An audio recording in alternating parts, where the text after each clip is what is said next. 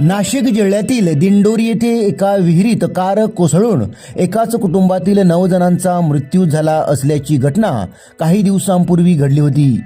या घटनेची पुनरावृत्ती पालघर जिल्ह्यातील नालासोपारा येथे घडली आहे। नालासोपारा पूर्वेकडील वालईपाडा येथील संतोषी माता मंदिराजवळ ही घटना सोमवारी घडली आहे। एका सेंट्रो कार चालकाचे नियंत्रण सुटल्याने कार अनियंत्रित झाली आणि थेट रस्त्याच्या कडेला असलेल्या विहिरीत कोसळली। या कारमध्ये चालक आणि त्याचा एक सहकारी असे 2 जण प्रवास करत होते।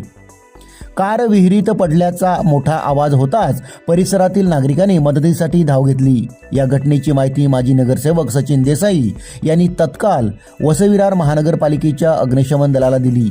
अग्निशमन दलाच्या जवानांनी घटनास्थळी धाव घेत विहिरीत शिडी उतरवली।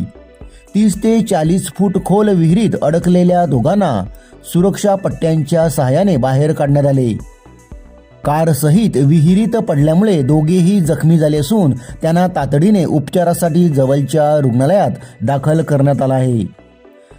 सध्या उन्हाळ्याचे दिवस असल्याने विहिरीतील पाण्याची पातळी कमी झाली आहे।